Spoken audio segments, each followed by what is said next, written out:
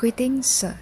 Today we are going to present our video presentation for the subject STA108, Statistic and Probability. Our title is The Relationship Between Daily Screen Time and Sleep Duration Among College Students. My name is Debbie Vivet and I am joined by my group members. And right now I would like to introduce each one of them. The first member is Arina Kristina, and the second member is Dayankunu Rizatul. The third member is me, Debbie Vivert, and the fourth member is Hana Nasuha. These are the members who contributed to this project, and now we will begin our presentation. Nowadays, university students spend many hours using electronic devices such as smartphone and laptop. Although technology helps us in learning and communication, but excessive screen time, especially before sleeping, can affect our sleep quality. The blue light from screen can disturb our body's natural sleep cycle, making it harder to fall asleep. Poor sleep can then affect concentration, health, and academic performance. Therefore, this study focuses on the relationship between screen time and sleep duration among university students. So, our objective for this study is the first one, which is to determine the average number of hours university students spend on electronic devices such as smartphone, laptop, and tablet for each day. And the second one is to examine the average duration of sleep among university students. And the last one is to investigate the relationship between daily screen time and sleep duration. Next, I will explain the significance of this study. This study can help students understand how daily screen time affects their sleep pattern and overall health. It also provides practical insight that can encourage students to develop healthier habits when using electronic devices. And it also serves as reference for university staff, health educators, and future researchers who are interested in promoting student well-being. However, this study also have limitation, which is the first one. This study only involve college students, so the result cannot be generalized to other groups such as school students or working adults. Next, the data were collected through self-reported questionnaire, which may cause bias or inaccurate answer. And the last one is the sample size was relatively small, which may limit the accuracy of the findings. Hello everyone, I will present the methodology of our study, which focuses on examining the relationship between daily screen time and hours of sleep among college students. In this chapter, I will explain how we collected our data, the variables involved, and the graphical and numerical techniques we used to analyze them. Now let's begin with the data description. The data for this study was collected through face-to-face interviews with students from our statistics class. Our population consisted of 27 students, and from the population we selected a sample of 7 students, which represents approximately 10% of the total. We used a convenient sampling method, meaning that respondents were chosen based on their availability and willingness to participate. The study focuses on two main variables. The first variable is daily screen time, measured in hours per day, and the second is hours of sleep, measured in hours per night. Both variables are quantitative continuous variables and are measured on a ratio scale, as they have true zero and equal intervals. These variables allow us to investigate whether higher screen time is associated with changes in a student's sleep duration. To better understand the data, we use several graphical techniques to visually analyze patterns and relationships. We used a histogram to show the frequency distribution of daily screen time and hours of sleep. This helps us to see how the data is spread and whether it is symmetrical or skewed. A scatter plot was created to examine the relationship between screen time and sleep duration. Screen time is plotted on the x-axis and hours of sleep on the y-axis. The scatter plot allows us to visually assess whether there is a positive, negative, or no correlation between the two variables. A simple bar chart was used to compare individual students' screen time or hours of sleep. This gives us a clear view of differences between respondents. And finally, a box and whisker plot was used to summarize the minimum, maximum median, and quartiles, as well as to detect any potential outliers. These graphical techniques provide a visual overview of trends, patterns, and variability in the data before performing numerical analysis. Next, we analyze the data using numerical techniques, which allow us to summarize and interpret the data quantitatively. Numerical techniques provide insights into central values, variability, and the relationships between variables. The techniques used in this study include measures of central tendency such as the mean, median, and mode to identify typical values for screen time and hours of sleep. Measures of dispersion including range, variance, and the standard deviation to understand how spread out the data values are.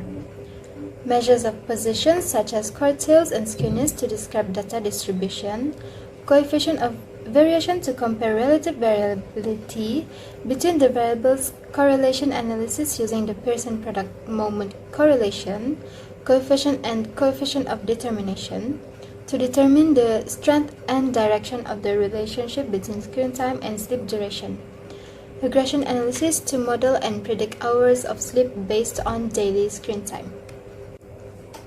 And to summarize Chapter 2, our data was collected via face-to-face interviews from a sample of 7 students chosen using convenient sampling. The study focuses on 2 quantitative variables, which is daily screen time and hours of sleep. We visualize the data using histograms, scatter plots, bar charts, and box plots. The data was analyzed numerically using measures of central tendency, dispersion, position, coefficient of variation, correlation, and regression techniques.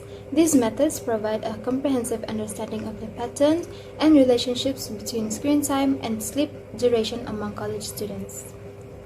Hello everyone, I am Arina Titina binti Yusran and I'm going to present about the result and discussion. For the first one is data presentation. There will be 2 graphs. First is the daily screen time and the second one will be sleep duration. For daily screen time graph, it is an X variable which is clearly a symmetrical dataset. It represents the amount of daily screen time among the university students. Based on the histogram, the most average screen time is 9 hours. Other than that, the mean for this graph is 9.43 hours, while the standard deviation is 0.976. Next, we're going to be moving on to the second graph. The second graph represents a Y variable, which is the sleep duration for students, and it shows that it is skewed to the right or positively skewed.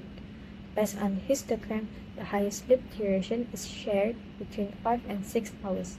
The mean and the standard deviation for this graph is 5.86 and 1.345 respectively. Now we're going to be moving on to the next part, which is descriptive statistics analysis. For the first part, we're going to discuss about the box plot of daily screen time. The daily screen time ranges from 8 to 11 hours with a median of 9 hours, and the first quartile from the box plot is 9 and the third quartile is 10, indicating that most students spend between 9 and 10 hours on screens. The mean is 9.43, suggesting a fairly symmetric distribution. To find the mean, we can use a formula, which is the sum of fx over n. The standard deviation is 0.976 hours, showing low variability in daily screen time. Next is the sleep duration among college students box plot. The sleep duration ranges from 4 to 8 hours, with a median of 6 hours. The first quartile from the box plot is 5, and the third quartile is 7, meaning most students sleep between 5 and 7 hours.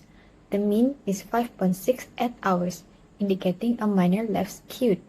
The standard deviation is 1.345, showing more variation in sleep duration than screen time. Now we've reached the final part of this discussion, which is the correlation and regression analysis. Based on this figure, it shows the model summary of the data of value of Pearson's correlation, R, and also the value of coefficient of determination, R squared. Based on the figure, the value of R or correlation of the data is 0.707, indicates a strong positive relationship between the 2 variables, meaning that as one variable increases, the other tends to increase as well. The coefficient of determination, or R-squared, is 0.400.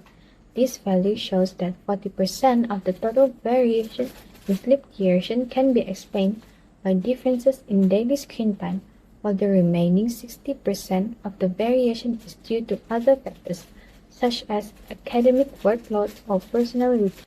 Lastly, this figure shows the coefficients of the data and also the constants. Based on the analysis, the constant A is equal to 15.050, represents the predicted value of sleep duration when all independent variables are set to 0. In other words, when daily screen time is 0 hours, the predicted sleep duration is 15.050 hours. Next is the slope. P of the graph is negative 0.975. It indicates that for each additional hour of daily screen time, sleep duration decreases by 0.975 hours. This confirms a negative regression relationship between daily screen time and sleep duration. Now, using this formula given, we can finally find the equation of linear regression of daily screen time and sleep duration, which is y is equal to 15.050 minus 0.975x. For conclusion and recommendation, based on our study, we found out that there is a strong relationship between daily screen time and sleep duration among college students. The correlation value R equals 0.707 shows that screen time is closely related to how long students sleep. The coefficient of determination R squared equals 0.400 indicates that 40% of the changes in sleep duration can be explained by daily screen time. The regression equation shows a negative relationship where for every additional 1 hour of screen time, sleep duration decreases by almost 1 hour. This means that excessive screen usage can significantly reduce students' sleep duration. Secondly, for future recommendations, future research should involve a larger sample so that the findings can be more accurate and reliable.